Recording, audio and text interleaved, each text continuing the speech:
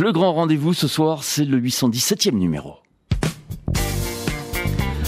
C'est Bernard Lagier qui vient nous parler de cette saison 2016-2017 pour le Tropicatrium, un bel endroit, même si... Bonsoir Bernard. Bonsoir, ça va Pierre? Ça va très bien. L'immeuble, le Tropicatrium, l'Atrium a quel âge aujourd'hui? Le Tropicatrium va fêter sa deuxième année de sa deuxième saison, puisque le Tropicatrium est né en janvier 2015, mais l'immeuble est né en 1998. Le temps passe, hein. On était là pour l'inauguration, ouais. Le temps a passé, et il s'est passé plein de choses. Les murs ont gardé, j'ai l'impression, des souvenirs. Ce sont des murs qui ont une âme maintenant. Ah oui, ce sont des murs qui ont une âme et qui ont déjà vu passer de très très très nombreux artistes et quels artistes, hein, les plus grands, je crois, ont déjà eu l'occasion de passer. Je parle pas dans tous les domaines, hein. Bon, c'est vrai. Tes souvenirs, Bernard Lagier. Tes grandes soirées, les grands moments, les trucs où tu es assis dans un coin de la salle et puis tu te dis ouais, c'est chez nous. Je crois que j'en ai vu tellement que je ne saurais dire lesquels. Mais c'est vrai que c'est avec beaucoup de plaisir que j'ai eu l'occasion de vivre les Martinique Jazz Festival, les événements autour du piano, au niveau du théâtre. Ça c'est perso, c'est des souvenirs perso. Je te demande des trucs qui ont été frappé ton cœur, ton âme, tes tripes. Complètement. Et puis il y a eu des événements que j'ai vécus encore de façon plus personnel quand j'ai eu l'occasion de me produire avec Charlec sur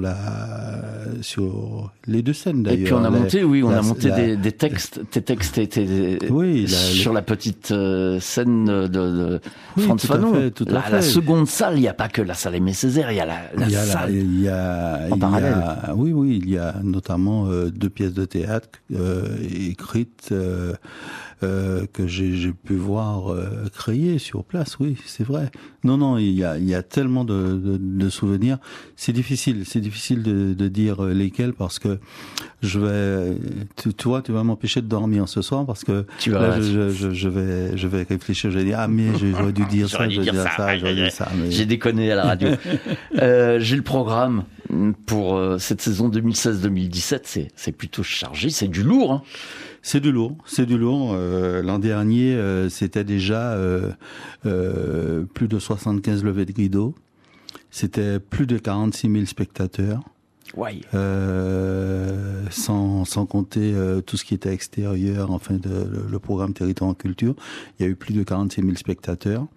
Là, cette année, on a largement franchi la ligne qu'on s'était fixée. On a dit on ne descend pas en dessous des 75, oui. On a plus de 75 levées de rideaux. 75. Alors, il y a les gens qu'on voit sur la scène, mais il y a également tout ce qui se passe hors de scène. À savoir, il y a la lumière, il y a le son. Tous ces gens-là travaillent. Il y a combien d'emplois au Tropicatrium aujourd'hui? Alors, nous sommes une trentaine de salariés permanents. Et puis, autour, des intermittents. Gravitent des intermittents. Et donc, il y en a un petit peu plus d'une vingtaine. Donc, voilà, c'est une cinquantaine de personnes qui font vivre ce bâtiment. Plus les gens qui viennent ponctuellement pour un spectacle, puisqu'ils travaillent avec l'artiste ou la troupe. Oui, absolument, oui. Quelquefois, et même souvent, les artistes ou les compagnies viennent avec leurs propres techniciens, donc généralement un ou deux techniciens, parce que quand on est en tournée, on ne vient pas avec une grosse équipe, mais voilà, c'est quand il y a un spectacle, c'est pas moins généralement une moyenne d'une dizaine de personnes qui travaillent dans l'ombre.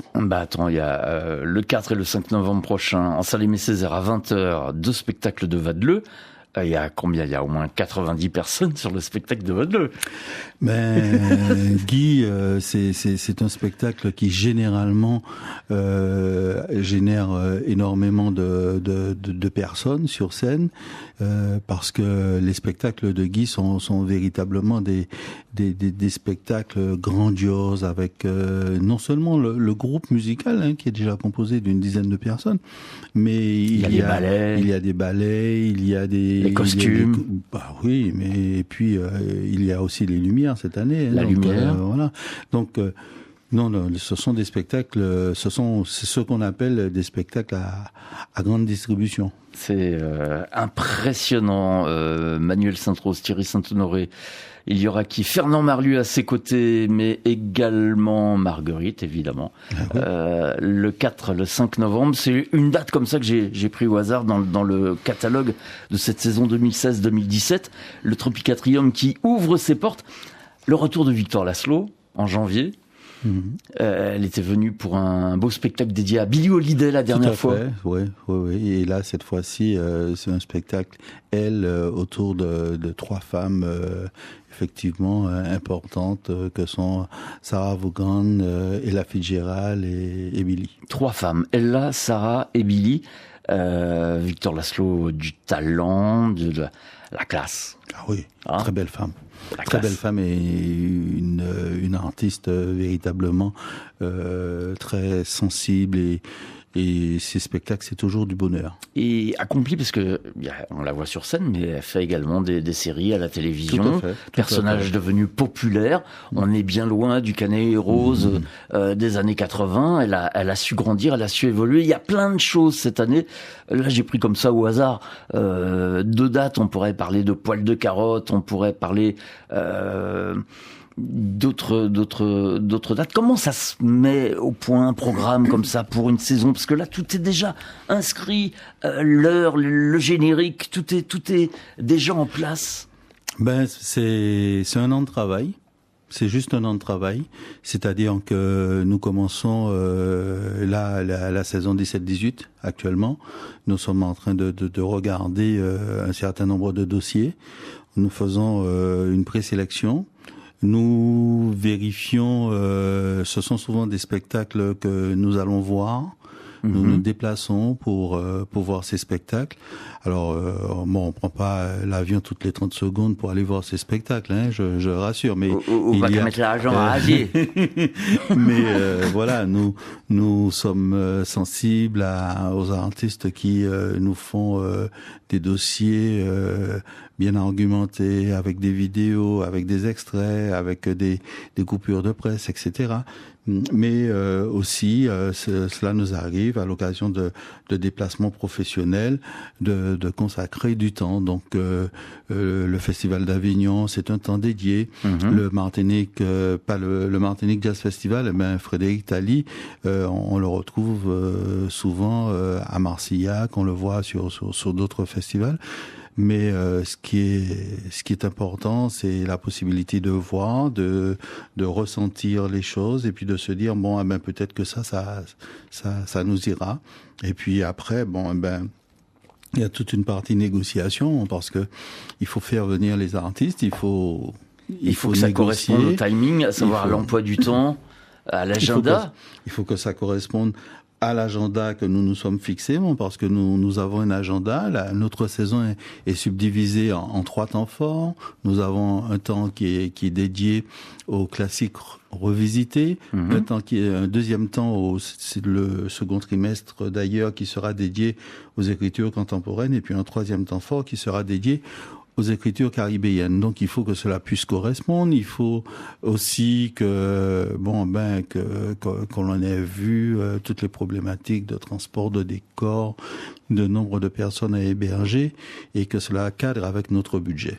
Et c'est complètement fou, parce que on parcourt des mondes, mais qui sont complètement en parallèle. On va de chez Ticréole à Césaire, de Césaire à Shakespeare, de Shakespeare à Oxmo Puccino.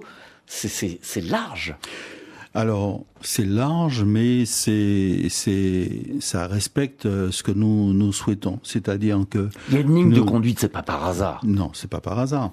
Nous souhaitons, lorsque nous disons que nous allons ouvrir la programmation pendant un temps dédié, généralement un trimestre, à une esthétique, généralement, nous recherchons les spectacles qui correspondent à ça. Mm-hmm. Bon.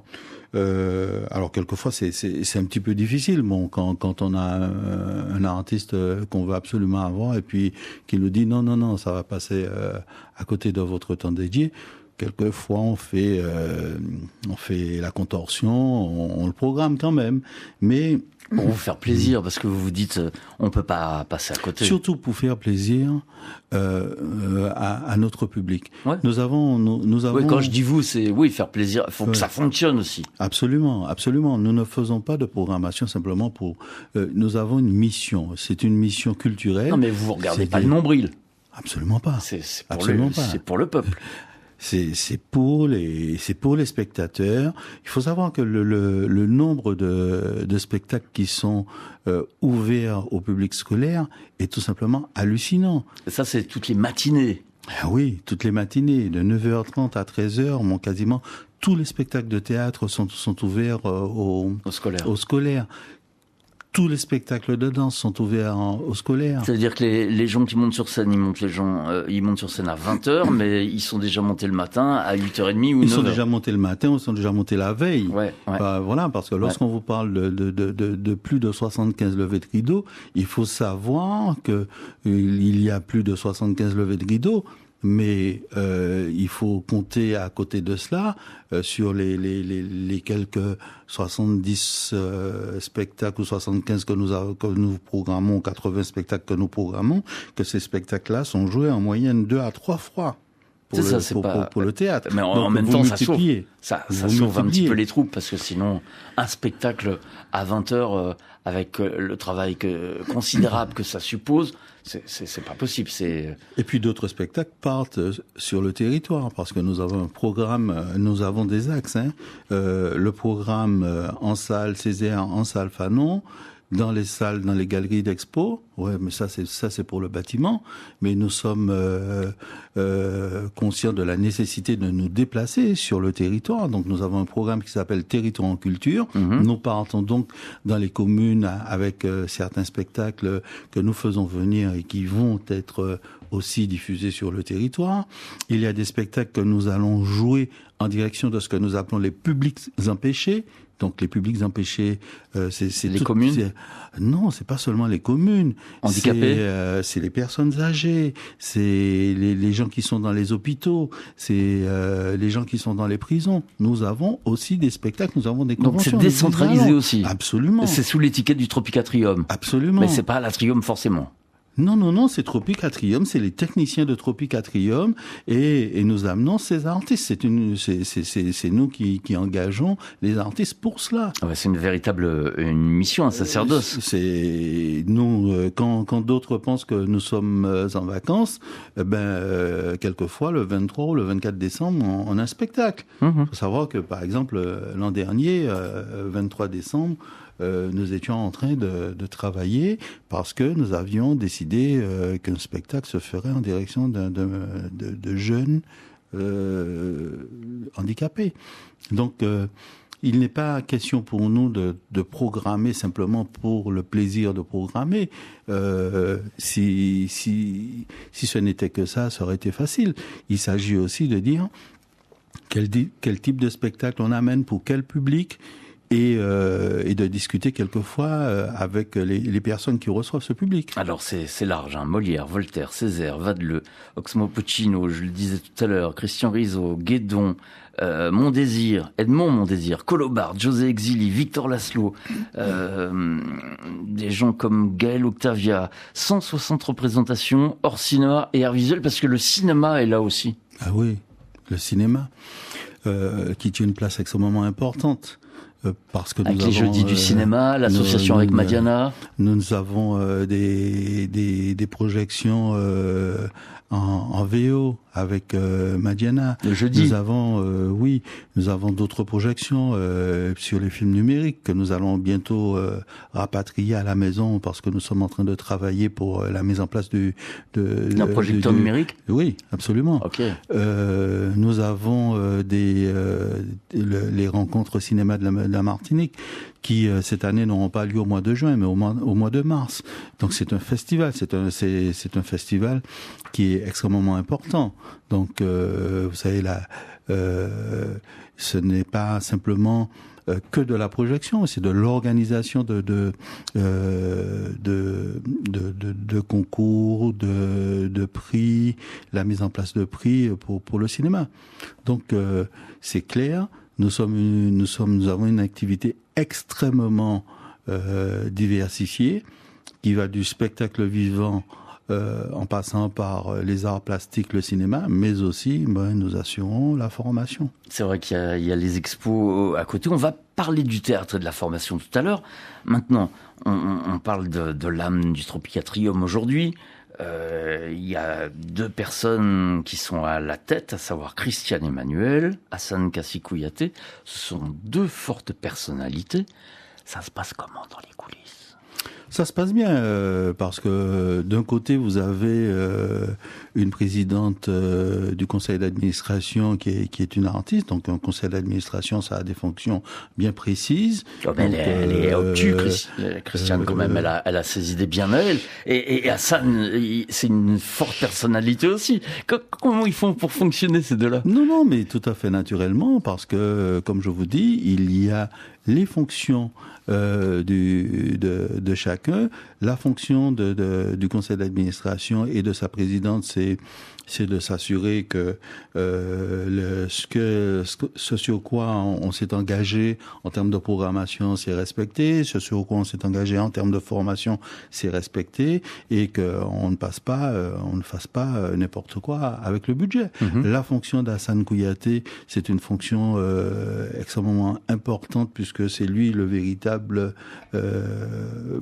patron de la maison, il est directeur de la maison. Il faut pas oublier non plus qu'il s'agit d'un établissement public industriel et commercial. Donc c'est avec tout ce que ça suppose, avec tout ce que ça implique, y compris son patrimoine personnel est engagé.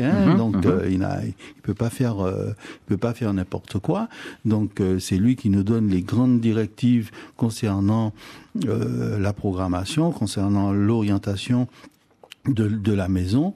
Et cela ne peut que se passer très bien entre ces 2 personnes parce que ce sont 2 personnes qui connaissent le secteur artistique, ce sont 2 personnes qui savent intelligemment discuter. Alors j'ai la chance d'avoir la brochure de cette saison 2016-2017 pour donner une petite précision à celles et ceux qui nous écoutent. Le programme fait 110 pages, même un peu plus, 115 pages avec la couverture. C'est un travail impressionnant. Quel est, Bernard Lagier, le moment que tu attends avec impatience ? Fais-nous partager tes joies. Qu'est-ce que tu as envie de voir là, demain, dans ce qui nous est proposé pendant un an de scène, de spectacle, d'exposition ? Moi, j'ai envie de tout voir. J'ai envie de tout voir. T'es gourmand. Ah, je suis très gourmand. Il n'y a qu'à me voir. Je suis gourmand. J'ai envie de tout voir parce que, de façon générale, lorsqu'on a, comme moi, la chance d'être dans la programmation de la saison, je sais, généralement, j'ai déjà vu bon nombre de spectacles où je les connais, je connais les dossiers, et j'ai souvent envie de les revoir. Ce sont des spectacles que j'ai souvent envie de revoir. Il y a des créations. Ça, ce sont des spectacles. Ça, c'est tout ce qui se fait en amont des spectacles. Des spectacles que nous n'avons pas encore vus, qui sont des créations.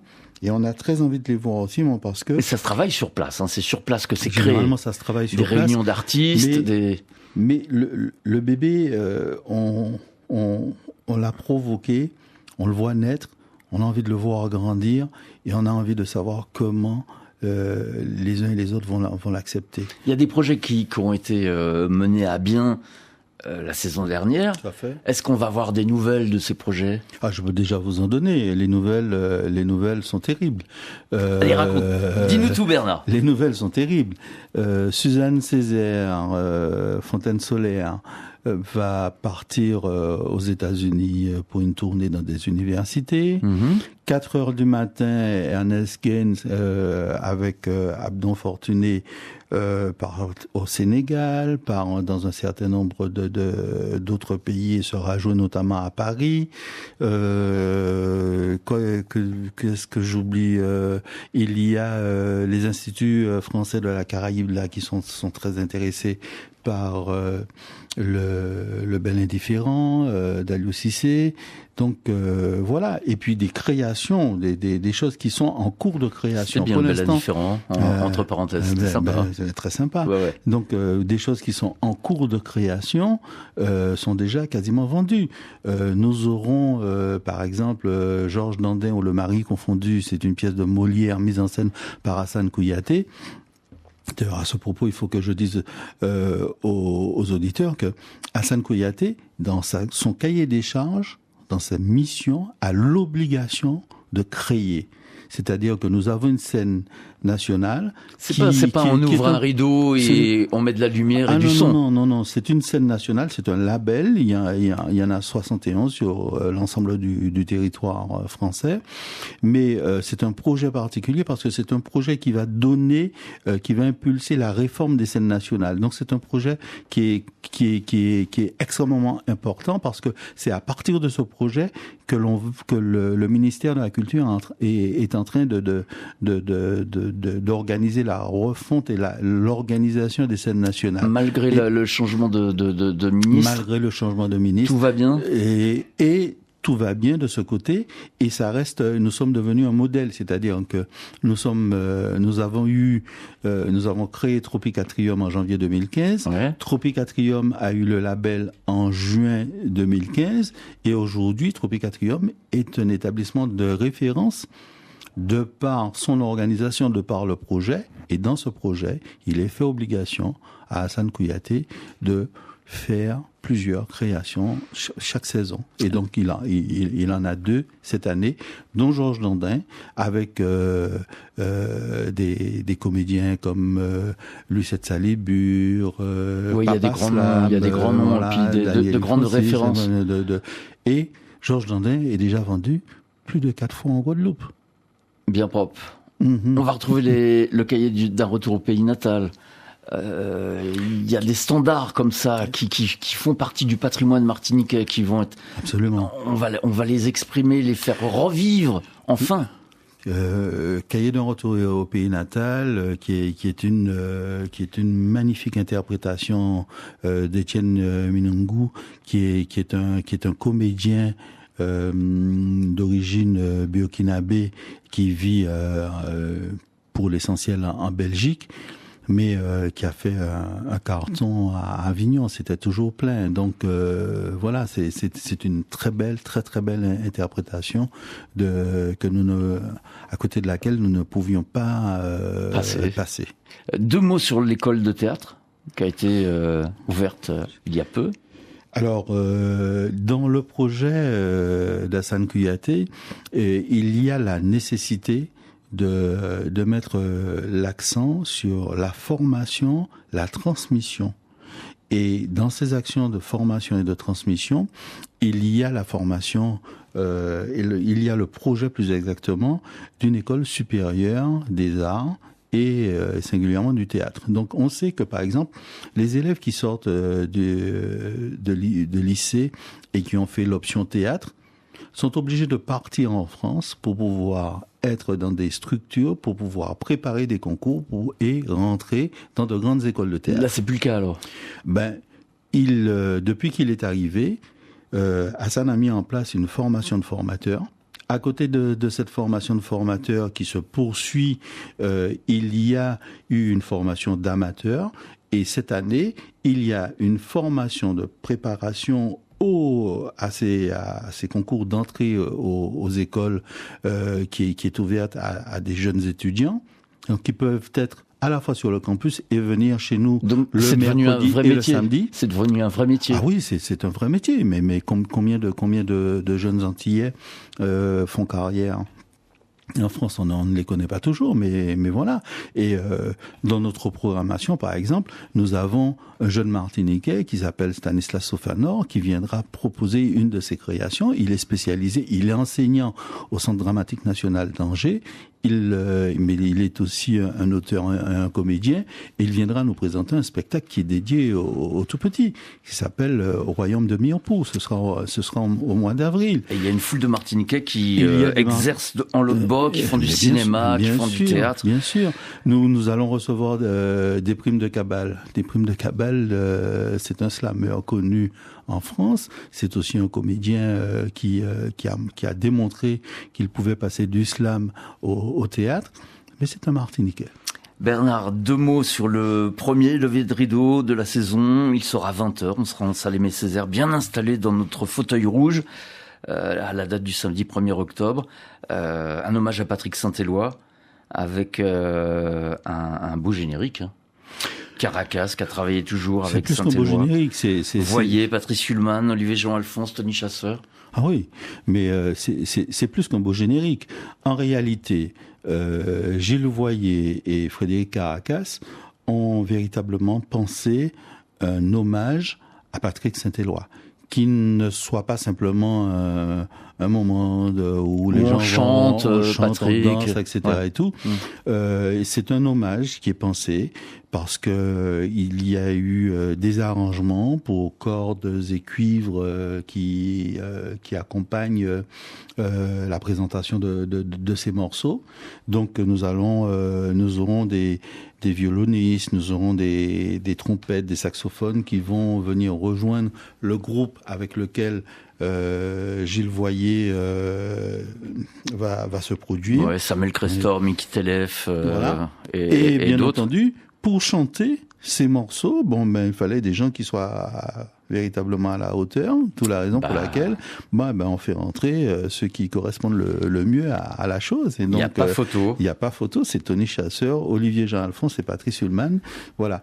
Et c'est un concert aussi qui donne l'empreinte de la saison. C'est une empreinte qui est très orientée sur la collaboration entre la Martinique et la Guadeloupe, sur le fait que nos deux îles doivent pouvoir travailler ensemble. Donc il y a beaucoup de spectacles qui seront vus en Guadeloupe parce que nous sommes rentrés dans une énergie de codiffusion et de coproduction même quelquefois. Donc nous sommes très contents de cette programmation. Bernard Lagier, rendez-vous à Fort-de-France dès le 1er octobre pour ce spectacle. Et puis tout au long de la saison, il y a de belles choses à voir. Saison 2016-2017, le coup d'envoi, ça y est, vient d'être lancé. Oui, vendredi, nous avons fait notre présentation de saison et puis nous avons annoncé au public des choses assez extraordinaires comme l'acquisition d'un chapiteau qui va arriver avant la fin du premier trimestre. Un chapiteau de plus de 300 places que nous allons Il va falloir utiliser. revenir pour nous en parler. La billetterie en ligne bientôt, mais enfin plein de choses. Il y a plein de choses à dire. Merci Bernard, à bientôt. Merci Pierre. Ciao.